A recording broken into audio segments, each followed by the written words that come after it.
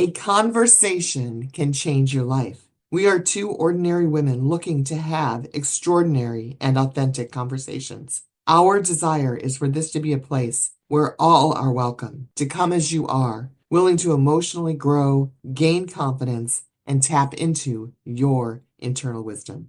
When you know and utilize your strengths, the capacity to be forgiving, kind, and encouraging is increased exponentially. We all have amazing strengths and positive attributes. So let's learn from each other. We are delighted you are here on this journey with us and hope you will invite a friend to join you here. Welcome. Hello, everyone, and welcome. Welcome to today's podcast. I'm Connie Wilder. My podcast partner is Sue Riekels. And what we are talking about today is navigating the holidays. Navigating the holidays. Wowzer. Okay, a friend said to me a long time ago, long time ago, don't have any expectations, Connie, and you won't be disappointed. And what I want you to know, you, the audience, is that you can have expectations. In fact, having expectations is an okay thing. It can even be a great thing. And you can manage and navigate those holidays well. You can manage and navigate whatever comes your way because we have these darn human suits on. Yet, Sue, what do you want to add to that? I think the key thing, Connie, well, first of all, thank you for that wisdom. I think the key here is managing. I would also add flexibility. So, in our expectations, when things don't go as we would like them to, how can we as adults also be flexible in our response, caring for ourselves, navigating that within us so that our expectations, again, while they're okay to have, also may need to be flexible. How about you, Connie, when you think about that flexibility or things not going as planned? As we all know with these human suits, as you said, often it doesn't go as planned. Any thoughts from you? Yes. Well, some of the tips and tricks and techniques that I use are about managing those expectations and setting great boundaries, setting self-care or allowing myself to utilize some self-care as well. Those are part of my tips and tricks and techniques, if you will, is managing and providing myself some self-care. So since we started this podcast, that I've got that flashlight of grace on me. And when I spend time in the morning, whether it's a meditation or whether it's simply an opportunity for me to slow down and focus and quiet my brain, great things happen. And I got to tell you, I've had the dork magnet meter on. The dork magnet, when I go like this, that's me smacking the dork magnet that resounds so loud in my head. And that magnet can be real. And what's even more real is me giving myself grace and that ability to do that. Like I've learned that through the course of my life. I'm thankful that I've learned it. How about you? Well, thank you for being honest with what's been helpful for you and the fact that it's still sometimes a struggle. The self-care is key, and I will just speak from myself as well. That's the first thing that I let go when life gets busy is, oh, I'll exercise tomorrow. Oh, I'll meditate tomorrow. And what happens, I know for myself, is it's a slow, and then all of a sudden you're down and it's like, oh, what just happened? And it's because I didn't prioritize myself in that. And I think it's really easy to let it slip.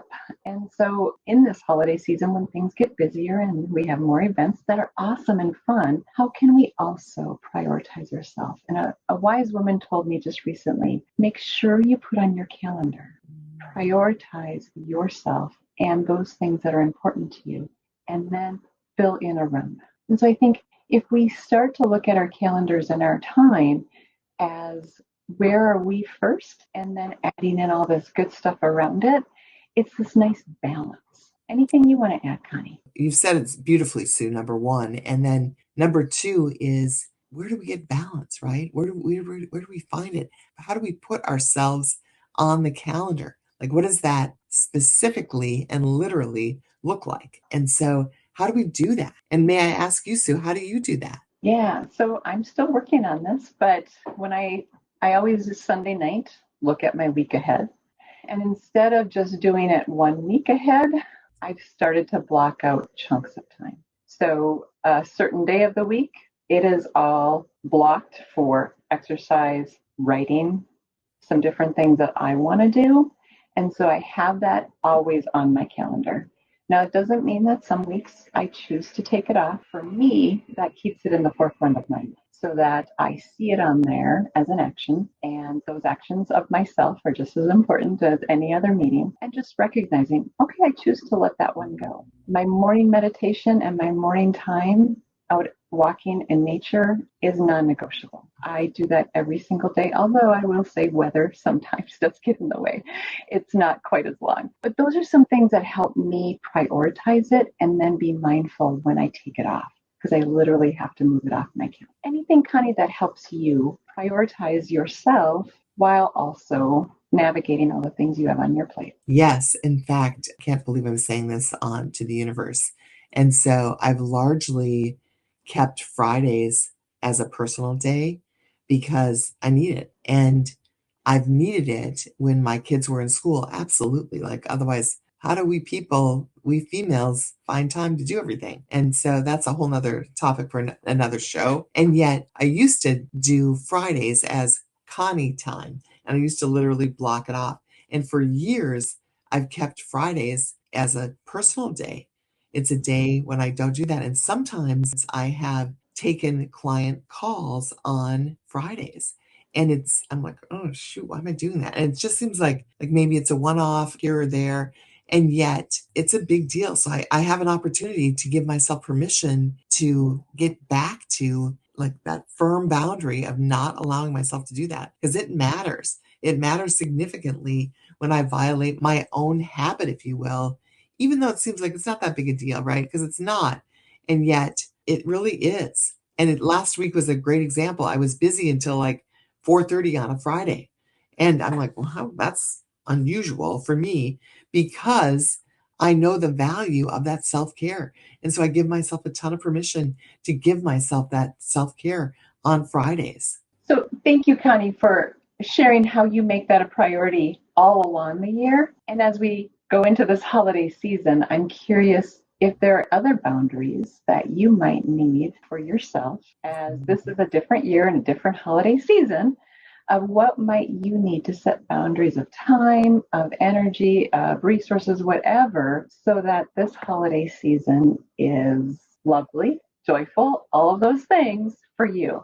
Anything come to mind as you think about the holiday season and setting boundaries, but also being compassionate for yourself and what your needs are? Yes, Sue, and thank you for that. And so some of it is creating new traditions. My mom passed in 2019. She's been gone for 5 years. And what new traditions do we want to bring to the table? My kids are also in college. I have boy-girl twins, and my daughter comes home tomorrow morning. And we are going to my sister's house on Sunday to make lefse, which was my idea, if you will. And so my idea was to go to a class, and we're not going to the class. We're going to go to my sister's house instead. And there's all kinds of benefits to that. Yet it's hard for me. Like some of them think different politically, and it's very hard. And we are wearing these human suits, and I don't pretend to have all the answers. And so I had this great idea about creating the new tradition, which is great. Yet how can I set boundaries around that, which is a work in progress for me? I love the new tradition, first and foremost. Thanks for sharing that. And secondly, thanks for also acknowledging differing beliefs. And could it be something, and I don't know the answer, that you either talk about ahead of time or in the middle of, that says, I love all of you and we have differing beliefs. Can we just agree to not talk about them this season? I don't know. Is there anything you need in order to walk in confidently, loving your family, but not feeling that angst? Or maybe, I don't know. I know we also have differing viewpoints in our family, and I've actually stated that aloud already. Like, I respect everybody's opinion and vote, and I really hope that as we just navigate the years ahead, that we can respectfully approach it. And again, whether they agree or not, everybody has said yes, but that doesn't mean that it won't come up. What are your thoughts? Oh my gosh, my thoughts are across the board, number one. And number two, I think, well, my sisters and I have a name for what we do as wilders. We call ourselves the yummy wilders. Like we just were just yummy. Like we just suck it up and go in for more. And now it's gotten a bit more fresh in terms of we sisters don't necessarily align politically. And so, to be super honest, I don't know what the best thing to do is. And so, my husband had a doctor's appointment, an annual appointment that I went with him on last week. My gosh, it seemed like, well, that morning I did the flashlight of grace on myself in my morning time. And it was part of that morning time that equipped me better than ever for that meeting and that appointment. And so I am hoping that the same is true for this time with the holidays and the time with family during the holidays. How about you, Sue? No, thank you for that. Starting our practice of bringing grace in does impact every relationship we encounter. So if we can give ourselves grace, often others around us will also feel it. So I love that wise wisdom for all of us to hear as we go into this season. The other thing is just alcohol, caffeine, staying up later, we're having fun. That's great. Where are the limits? I guess is where I just invite all of us to think about, because it's really easy to let some of those limits go when we're in the thick of it, but being really mindful and intentional as we go into it the day with what is our own limit. Nobody else needs to know that, but what are we willing to do for ourselves so we bring our best version? And one practice I've started doing is thinking about each person that's going to be there, and at least in my head, if not writing it down, what am I grateful for within them? And starting the day out, recognizing their good attributes, why I love them, the positivity, because let's face it, we all bring the other. And so if we can really start with that foundation of gratitude for each and every one that is there, and it doesn't have to be significant, but just focusing on their positive traits as well. Anything, Connie, that you want to add on that? Well, that is so beautiful. It's beautifully said and it is beautiful. And Sue, it makes me think of this concept. I've been to a lot of funerals recently, and there's no light. There's no like colored light, like, oh, that person was a Democrat or that person is a Republican, or there's no light. There's no red or blue casket. There's nothing. And so the ability to focus on gratitude, I have that ability. And so that's beautiful. And I want to compliment you on what you're doing. I think of those people as comfort people, and all my people, all my family members, I love them. And so why don't I think about what I'm grateful for about each one? That's an excellent idea. That's a great idea. So anything else as we think about this holiday season that you and I are going to be doing? I guess the last thing I want to just say is I hope to be more than do. And really going back to that mindfulness and present moment of it doesn't matter if everything gets done. It doesn't matter if the meal is right on time and everything is all hot at the same time. It really doesn't matter. What matters most is that we're gathered together and we have this time together, and just really being present to each and every person that comes is something I know I want to be more mindful of.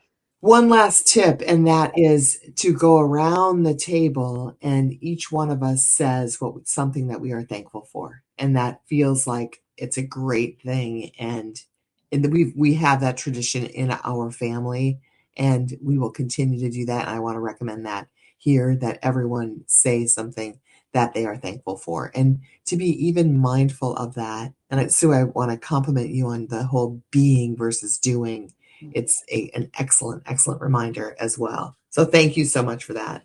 Well, and thank you. And in closing, we just want to invite all of you to be present and mindful, and prioritizing yourself, your self-care, and also your expectations. We invite you to lead with joy and love this holiday season, enjoying your time with your family and loved ones. Remember, a conversation can change your life. We invite you to be the best version of yourself. When you feel better, you do better. We welcome hearing from you. To learn more about us, suggest topics to be discussed, or to reach out to us directly,